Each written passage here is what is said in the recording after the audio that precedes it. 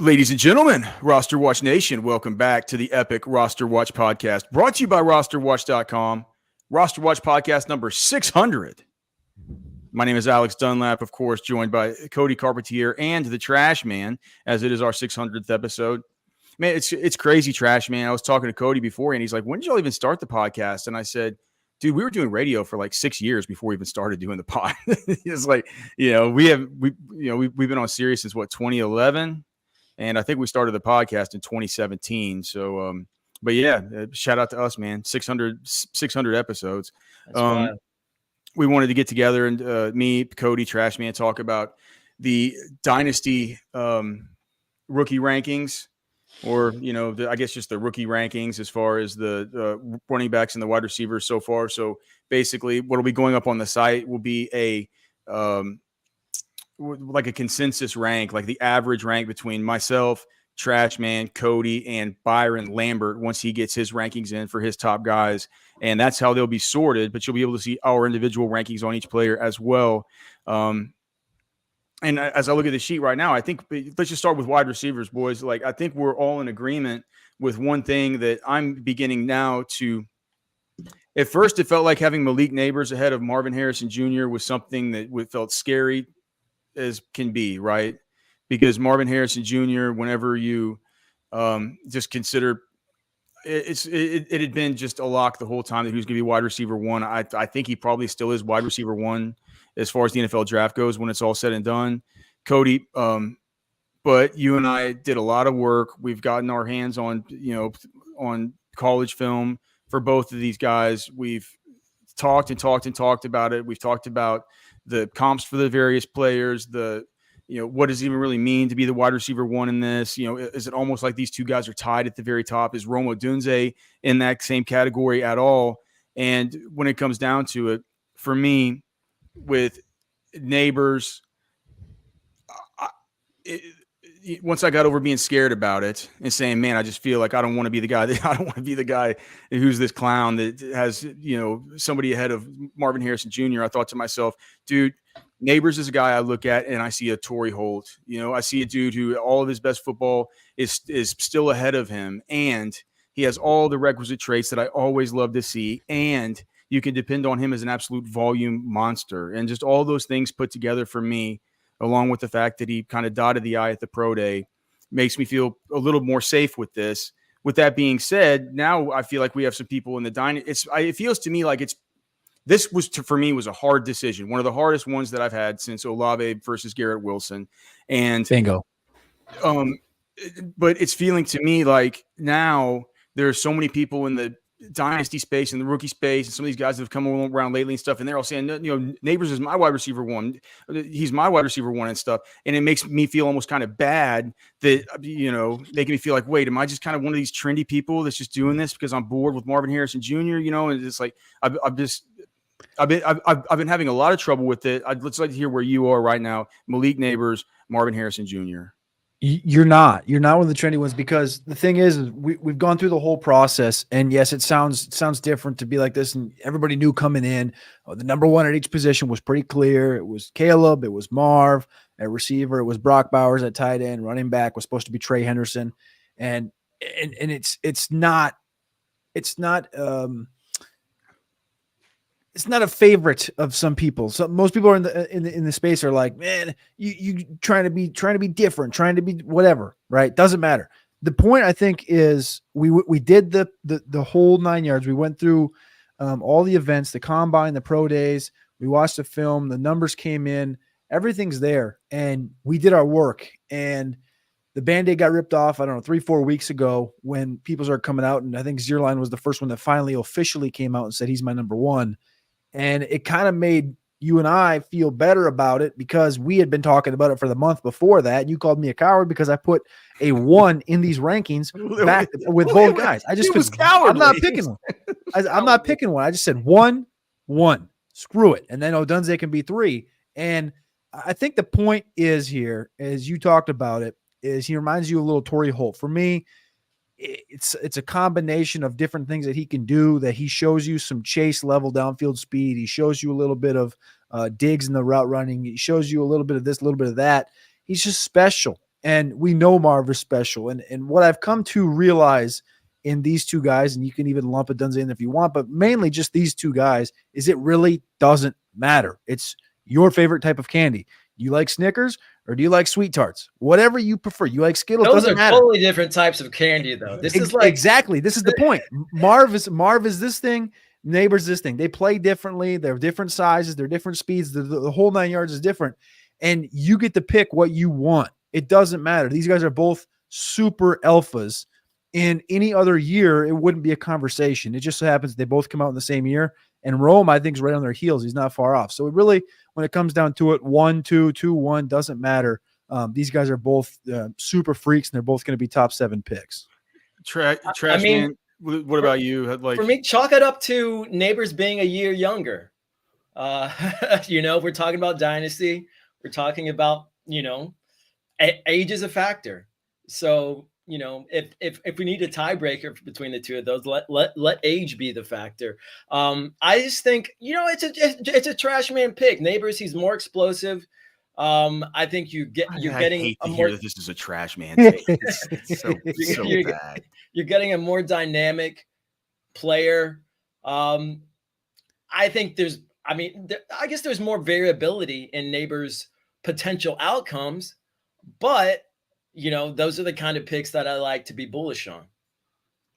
After him, so Cody is. So I think that Rome Odunze is like just the chalk 3. And dude, and honestly, in these dynasty mocks that you've been doing, the Superflex mocks, can you still get like a Rome or a Malik Neighbors or a Marv, whichever one falls at 6 in Superflex? I can pull up a data here in a second, but I think it was the top 8 is really where you want to be. Bowers has been around 8, and then that fourth quarterback like McCarthy's been 7. Odunze has been around 6. Yeah. Okay, so it's three quarterbacks and the 3 wide receivers. So if you're at 6, you get the tail end of the wide receivers. You're probably going to get Rome.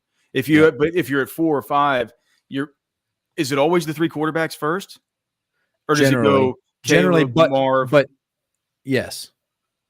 Yeah, Caleb, generally Marv, Drake May, Caleb, Marv, Daniels.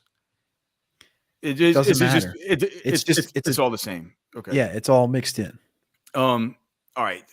So we all agree Rome Odunze. I mean, he's a guy that I hate to say it because it feels like it's the comp that everybody says. And I know we've already kind of had a Jamar Chase comparison here, but the first guy he reminded me of when I was watching him this season, we obviously watched him really closely, was, I thought that he had a lot of Jamar Chase to him. I thought that that's kind of his style of play, and also just a complete dog and an alpha and a competitor and a guy that you want on your football team. And I like that in my prospects and in my dynasty assets. What comes after that is the question of your wide receiver 4. And for a lot of people, Cody, and I think in the NFL draft, I think it's going to be Brian Thomas Jr. that ends up going the 4th. And so, and you and I are way off on Brian Thomas Jr.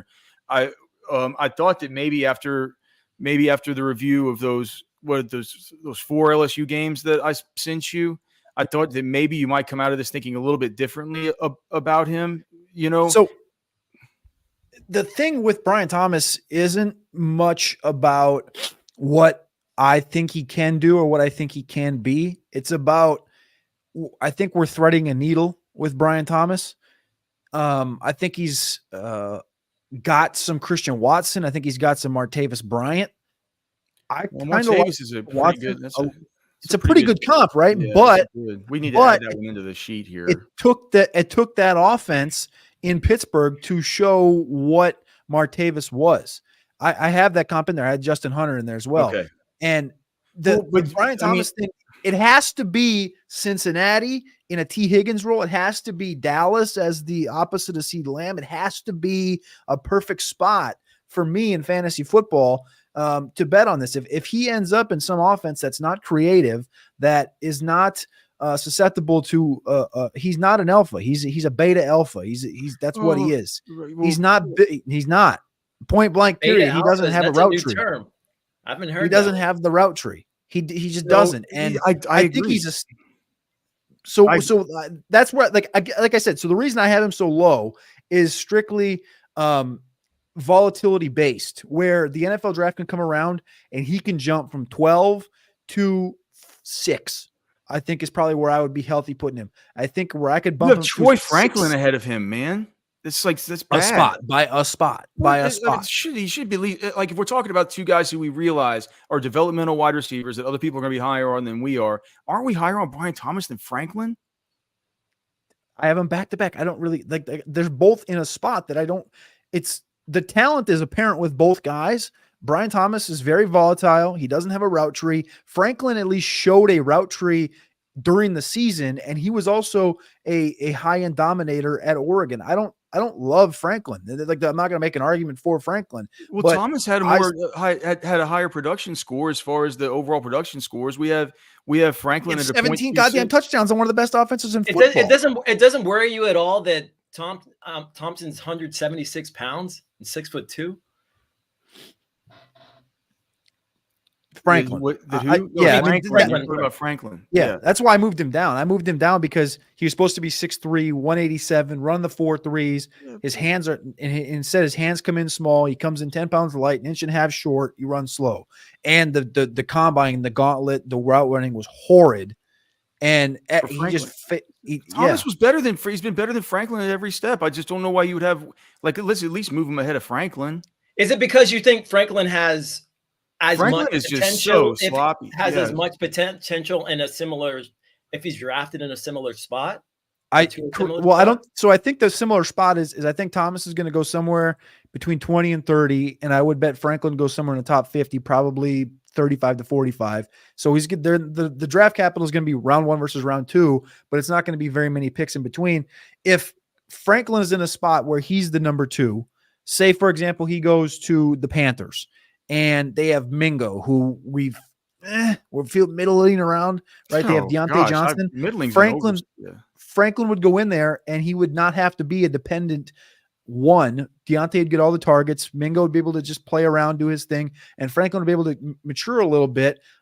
I think if in Dynasty, I would like that. I would like to see Franklin attached to a quarterback that I think is going to be successful in due time in Bryce Young over a Brian Thomas and a bad offense. And that's why I have them both right there. They can both move 5 spots. I have them in a spot where, like right now as prospects, I don't like either one. 11, 12, literally be transparent, literally have them 11, 12. I like a Ricky Pearsall's profile, top to bottom. I like Javon Baker's. I like Brendan Rice's. I like Ladd McConkey. I like all these profiles way better. I feel much better about a neutral landing spot with all these cats. But I will tell you, Brian Thomas, if the landing spot is correct, Cincinnati, Dallas, Buffalo to a certain extent, if they quit adding people, all those like those would be spots where I could. Kansas City, Dynasty, Los Angeles, like there's a bunch of them. Los Angeles, what? Chargers. Where are they going to take him at? Yeah. I mean, it would probably be something. You know what happens in the draft, man? Who knows? Yeah. I mean, geez, none of these picks are going to be as it's not going to go straight up like it did on your wacky 5-round draft the other day. It's just I had trades in that thing. What are you talking about? But that's the thing is, I need a spot. I need to see what the landing spot is for Brian Thomas. Whereas I don't need to see the landing spot for Ladd McConkey. Before we know the spot, so I'm asking you, why Troy Franklin over Brian Thomas? Brian Thomas Jr. Dude, he has plays where he looks like an absolute monster. Where I look at him like, dude, he could. Well, but there's no volatility with Troy Franklin, who can't run a gauntlet to save his life.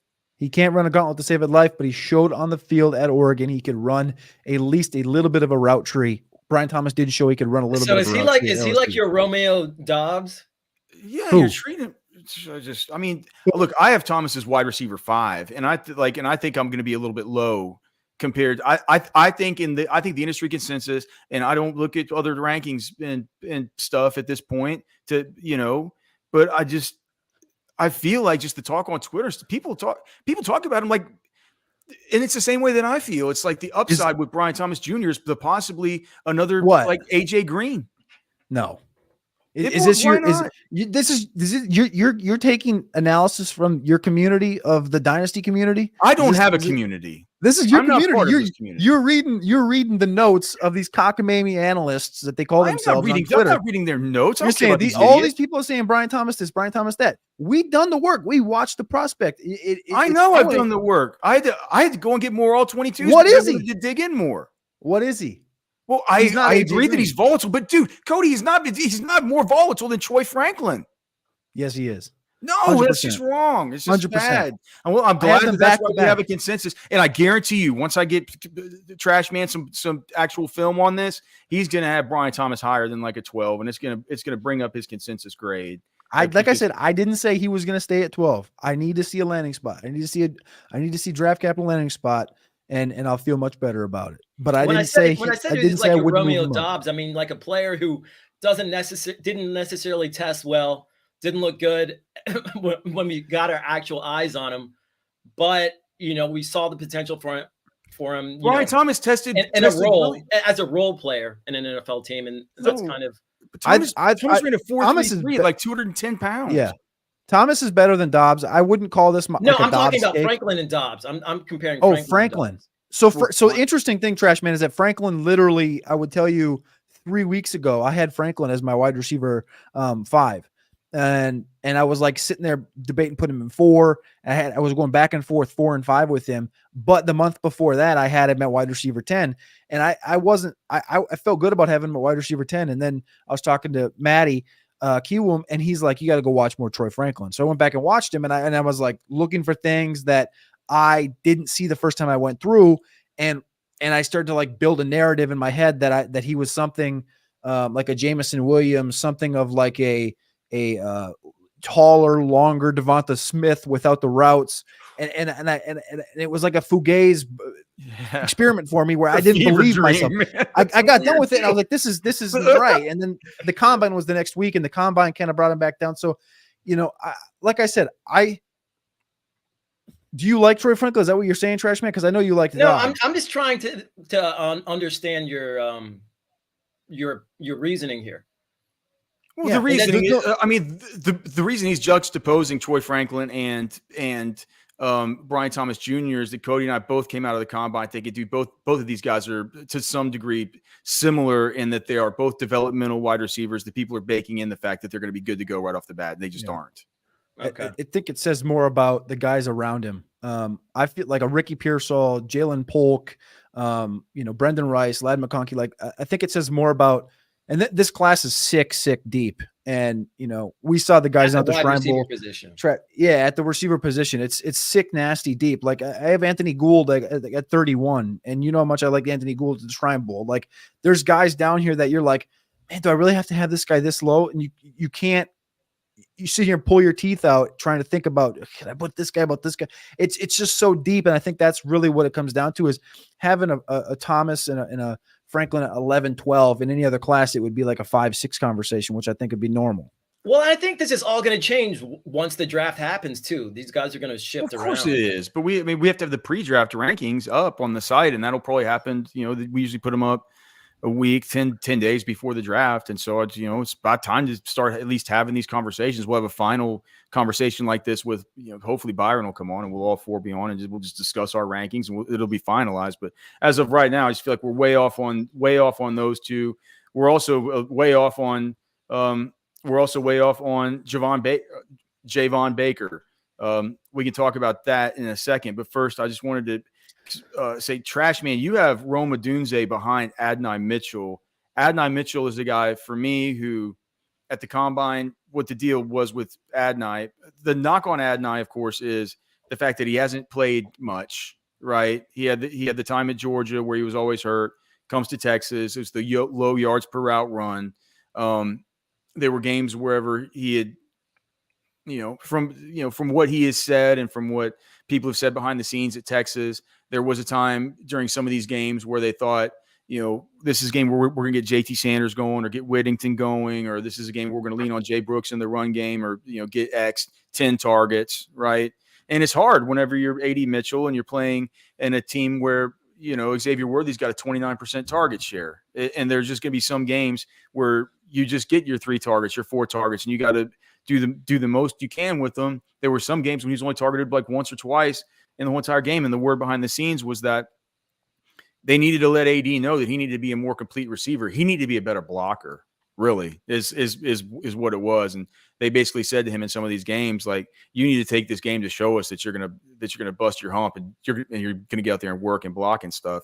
And so I think that sort of explains away a little bit of the production. But when we look at the yards per route run, that's more of an efficiency statistic, and it's an important statistic. And when you look at the monsters in this class in the yards per route run, Malik Neighbors, Marvin Harrison, Cody's guy, Javon Baker, Troy Franklin is a really good yards per route run guy, right? That's one sort of feather in his cap as opposed to Brian Thomas, who has good yards per route run. But I think it's what's the difference between Thomas and so Troy Franklin's 3.32, Thomas is 2.61. So both are fine, but clearly anything in the threes is really good as far as prospecting college wide receiver athletes.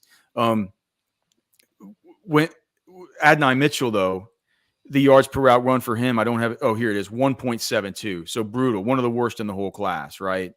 But he goes to the combine, runs a 4.34. Whenever we're projecting him to run a 4.52, and we even think at a 4.52, he's a guy, he's just so good manipulating corners at the top of his routes. He gets in and out of his breaks so well. He can track the football so well. There was a time halfway through the season at Texas where he caught a touchdown in every single game that he started in his college career. So it's like, good in the red zone. UT has a long history. Can I just finish though? So whenever he goes in and he burns a 4.34, you think to yourself, well, gosh, we were saying maybe into the first round, early second, when we think it's a 4.52 and all this stuff. Now there's not even a speed question with him anymore. The thing that got me a little bit worried about him was just kind of a bad pro day, and also the on-field stuff in Indy wasn't great. I don't have that pulled up right now, Cody, but I think he was towards the bottom of that list. Sorry, Trashman. I didn't mean to interrupt you, but that's where I am on Adonai Mitchell. That's why after Xavier Worthy at 4, and for me, that's where I'm going to have Worthy. I'm not going to get burned on Xavier Worthy. He just moves at a different speed than the rest of the players. But I got Brian Thomas ahead of Adonai Mitchell, and Cody thinks it's bad. You have Adonai at 3. UT has a long history of underutilizing their skill players who, seem pedestrian in college, and then they get in the NFL and they're incredible, or at least really productive. Priest Holmes, who else? Priest Holmes, Jamal Charles. Jamal Charles was awesome in college, but he was even better in the pros. Who was the tight end? Jermichael Finley. Jermichael Finley. I just feel like UT has a reputation for, especially with the wide receivers, not really utilizing guys. Well, the thing is too, if Adonai Mitchell had Penix, I think you would have had similar output too. No, you don't think Quinn's good? I mean, we're talking about Penix. I think Quinn would go ahead of Penix in the draft right now. I wouldn't take him ahead of him. It was a rough senior bowl scene for Penix, man. And Penix has had all the surgeries in the world and stuff. It didn't like Quinn has been a model. But just watching him in the games, it's just like. You still think of Penix as going God mode versus Texas, and I realize that's it's hard to forget. Well, yeah, it's hard to forget, but you got to remember Texas had the 116th ranked secondary in all of football last year. Yeah, and as far as compared to Worthy, Worthy 165 pounds. That's really hard for me to. It's really hard for you to catch. It's really hard for anyone to catch. It's just he's going to go somewhere and just go nuclear, man. So yeah, I think maybe Mitchell. Maybe I have more of a bias in that I've watched more games with him. And I'll go back and look at those two and see if I need to readjust things. But I like Mitchell's potential. You guys can see all of our rankings once we get them up over at RosterWatch.com. I'm still finalizing mine. I'm only ranking the top, 20, 25 guys at each position. Cody, who's gone through and done the work on, he's ranking these guys 40, 45 deep. So once we get through the first 25 or so, it'll just be like Cody's rankings after that. But it'll be cumulative as far as our consensus rankings. So you can see where we each stand on all these guys. As we head into the draft, any takes, like any one take? Either you guys want to fire up about any of these wide receivers before we get on to running backs? Cody, do you want to talk about why you have Javon Baker at 5, and might he be able to move down? I don't think Baker is going to move down very far. If I do move him down, again, like I've told you this multiple times, I just think the suddenness that he plays with, the route running Christmas he plays with, he has the archetype, he fits the archetype, he ran a good enough 44.54. Everything is there on the resume for Javon Baker. He was a 4-star prospect to Bama, transferred to UCF, dominated, was all Big 12 receiver. Like, everything's there. If he would have put these stats up at Alabama, he's in this conversation, if not, the conversation with Xavier Worthy. So I think Javon Baker's properly placed, and if it's fine. If we're going to be a little bit lower on him because of the consensus, that's fine. But I'm just telling you, Javon Baker's going to be a guy in your leagues. You're not going to want to miss out on a guy like this. But the question I had for you, Alex, before we do move on to receiver is Troy Franklin, Brian Thomas, Roman Wilson. We had the conversation at the NFL Combine about Roman Wilson running 4.37, 4.38, and you brought up putting him up to wide receiver 7. Why have him? And I have him 12 too. I have him 12. You have him 11. Trashman doesn't have a ranking on him. I don't know if Trashman has a take on Roman Wilson or not, but based on I what should we have him ahead of Franklin. Why isn't he ahead? I'm going to change it right now. So I'm putting Wilson at 10. I'm putting Franklin at 11. Okay. So that gives us a tie between Troy Franklin, Jalen Polk, and Roman Wilson as far as the cumulative. I mean, that makes them cumulatively wide receiver, tied for wide receiver 11. I think that's fine. All right. Easy enough. See, you should have just moved Brian Thomas over Troy Franklin, and you could have done it that easy too. Okay. All right. Let's see here. Let's move on to running backs. Again, you guys will be able to see all our rankings and everything in the spreadsheet where it has a bunch of extra information like their height, weight, arm, hand, wing, 40 time, date of birth, yards per route run, breakout age, all this stuff like that, right? And it's all baked in and considered whenever we're putting these rankings together. We all have Jonathan Brooks over Trey Benson as our 1 and 2s, and the more and more I watch of Trey Benson, man, Cody, he can flash. He can flash, dude. He can flash and he can make big plays. And I thought to myself when I was watching him that you go to you can go to say like Mock Draftable or one of these sites where you can look at the metrics, the height, the weight and stuff and see.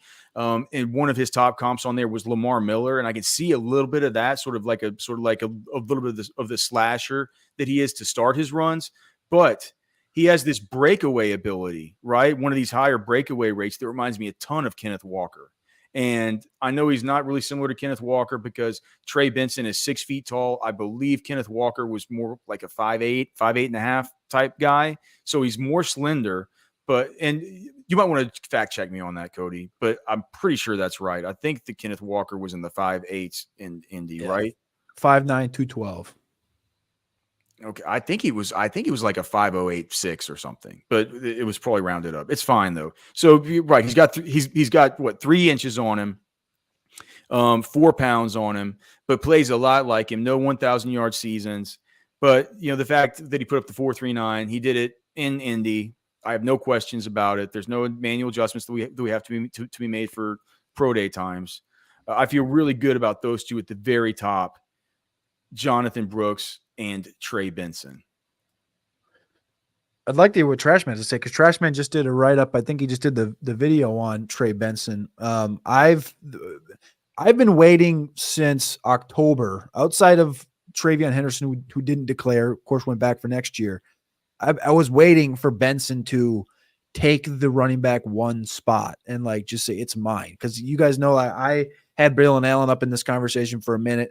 We followed Jonathan Brooks closely, of course, with Texas football up until that ACL injury. And then it looked like maybe it was going to come down a little bit. But the rest of this class has been kind of a fart sounder. And Benson was the one that I was waiting for during the season to take the spot over. Like the silver platter was there in that Florida State offense that really wasn't an air raid offense. It was a run dominant offense. And the guy next to him was getting a lot of the carries, and Benson wasn't dominating, going for a $180, 200 in any games. And sometimes he looked slow, sometimes he looked sluggish, I thought. So I have him too, but the guy coming right behind him, Will Shipley, he's coming quick. Will Shipley from Clemson. So I do want to know what Trashman has to say about Benson, though. I mean, the first thing that jumped off the screen to me when watching his tape was his speed. I think he's got good game speed, at least, in the clips that I saw. I mean, it wasn't elite for me to find out that he ran with a 4.39 40. He breaks away big runs, dude. Yeah, like he's like it looks a lot like KW3. He's not as prolific. He hasn't had a 1,000-yard season. Mm-hmm. Yeah, I mean, but I don't think he's a player that does anything really great. I think he's a player that does a lot of things really well, and he has that speed and that size. If you do a lot of things really well, you have that speed and that size, you're going to be an asset for an NFL team, and you're going to be good. Well, I compared him to Isaiah Pacheco, who also had a really fast 40. I think Pacheco he's not quite as herky-jerky as Pacheco. Pacheco is kind of runs like a spaz. I mean, well, Pacheco had a 4.37 40. And I think they're similar kinds of players in that, they're kind of downhill runners. They can get you those hard yards, but they can break off big plays on occasion. And they're not players who are necessarily you're going to get involved in the passing game to a large extent. I just think the role on an offense will be similar in the NFL. No, I mean, he'd be fine. Probably be fine with where he's going in these early. None of these running backs are going anywhere near where some of these top wide receivers are going in these rookie drafts. So I mean, if you're in need of running backs, you'll be able to get them relatively cheaply this year. Especially if you're have an early second round pick. Some of these guys are probably going to fall to you, and certainly in 12-team super flex leagues. Cody, you mentioned you've moved Will. So golly, you've moved Will Shipley. I thought I was getting high on Will Shipley. I thought I was starting to get high on him, and then super impressed with him at the combine. Now he didn't run, but just get his interviews and stuff like that. I really like the guy. I like his confidence. You go back and you watch you just go watch his tape and you realize, well, this is a guy who in the passing game and as a rusher, it felt like there are some games that you can watch back where he can just, one of these kind of take over a football game kind of guys, right? One of these dudes where you look back and you're like, man, Shipley killed us in that game. Do you know what I mean? Like why couldn't we stop Shipley? And those are the kinds of players that I love to target. I got him up to running back 5. And now, I mean, I guess I can see why you got him up, because I'm beginning to, man, whenever we got that load of, and it's always interesting when you start getting more of these loads of film in, and you can rely more on all 22s than just like the YouTube cut-ups and stuff. But man, it's two things with Blake Corum, who I currently have at 3, that are giving me pause about him. One was the first thing at the combine. He looked so small. And I told you guys, I said, you got to go stand next to him. And you're like, what? And I go, dude, you just got to see it with your own eyes, man. Trust me. Just go stand next to the guy. He's standing right there. He's doing an interview. Just go stand 5 feet away from him and look over at him. And I told you guys to do it. I went and did it. You just kind of do it. You're like, man, he really, he comes in a pretty small package. What is he? I mean, he's only 5'7" or something. What? He's 5'7", right? Yeah, 5'7" and a half, 205. So the BMI is good. But then you also realize, he'll be turning 24 this year. I know he's had the 2 1,000+ yard seasons, but he does have the ACL he's coming off of 2 years ago, right? Whenever he did get that ACL 2 years ago, Donovan Edwards comes in and he looks just as prolific as Corum. Now Corum comes back and relegates Edwards back to the bench, right? But it still says something there, right? That's the first thing. The second thing is you just start looking at players that are, it's just like, I was trying to come up with comps. I'm like, could he end up being he kind of looks like a Jalen Warren or a Duke Johnson or one of these kinds of players? I mean, is he gonna hold up to that volume at the next level? But then on the other side of the coin, I say to myself, dude, his on-field drills in Indy were awesome. He looks like a professional running back. He acts like one.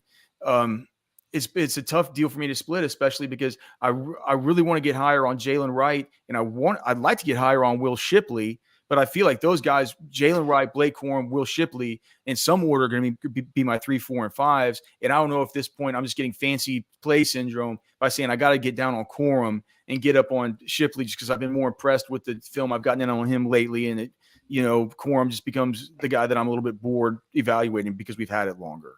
Were you this high on Shipley before the pro day? Well, the pro day helped, right? The pro day helped. When you go, I was asking Cody more so. Oh, okay. I had him at 6 before the pro day, and here's how these 4 guys kind of broke down for me. And I guess I threw Audric estimate. He improved his pro day. I put him at 6 ahead of Blake Corum. But really, the conversation is Shipley, Corum, Braylon Allen from Wisconsin, Jalen Wright from Tennessee. And how this conversation and how I came to Shipley at 3 was had him at 6, Corum I had at 4. Allen actually began the process at 1. And Allen basically came into the combine 10 pounds light, didn't run, went to the pro day, didn't run, can't catch. Everything, he looks like a mutant compared to everybody, but he just didn't check any boxes. He'd fine interview or whatever, but he checks didn't run. The first guy off the bus box. That's it. And the worry though was we heard people saying 4.44, and I was like, damn, 4.44, 235 would be sick, nasty. And then we had people saying 4.61, and we're like, all right, well, if he's going to run a 4.61, he's not going to run. And guess what? He didn't run. If you're going to run a 4.44, 235, you're running. I hate to tell it to you. You're running. He didn't run. Jalen Wright, I think he has one of the best traits in the whole draft at the running back position. He's got 2 lightning bolts strapped to his hamstrings. He can do that on any given play, but I think he's kind of a one-trick guy. And for me, it came down to Shipley. I was asked the question on a show last week or the week before, and they said, well, if you have Shipley at 5, why don't you have Shipley a little higher? Like, could you see Shipley being the running back 1 in this class in 2 years? And I just thought to myself, yeah, I can. I can see Shipley being 2 years from now. You ask me in fantasy football, is Will Shipley the running back 1 in this class? You can see it because we've seen the efficiency in college. We've seen Clemson, although they've fallen off the last 2 years, we've seen them lean on Will Shipley, and comparing him to Wright, who I think is an incomplete running back, Allen, who is shown to be an incomplete running back. He had opportunities to rush for 1,700, kind of dive off the field a little bit.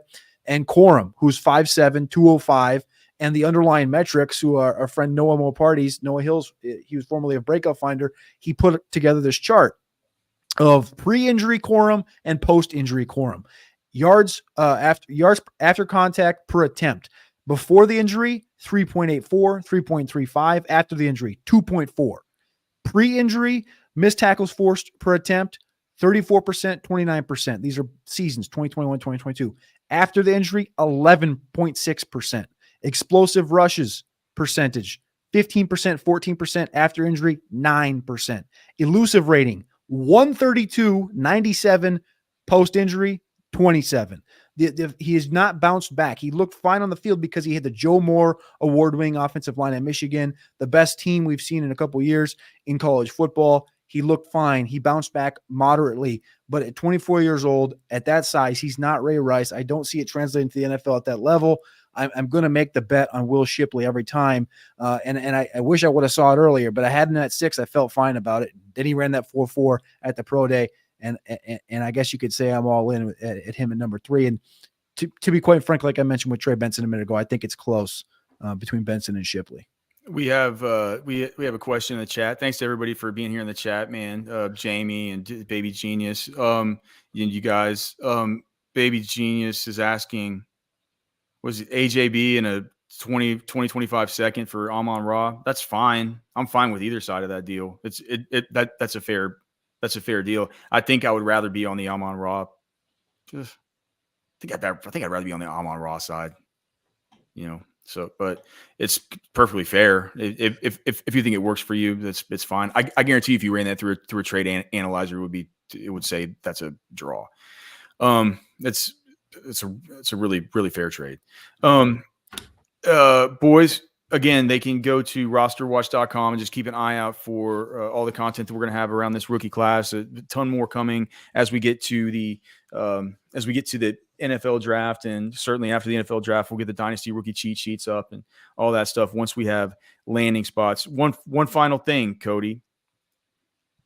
Audric Estime. It's like, so we're talking now, he's a borderline top 5 guy for you. I watched him. I did my initial work on him. I came away thinking he kind of am I crazy to say he just kind of reminds me of like a Chris Carson?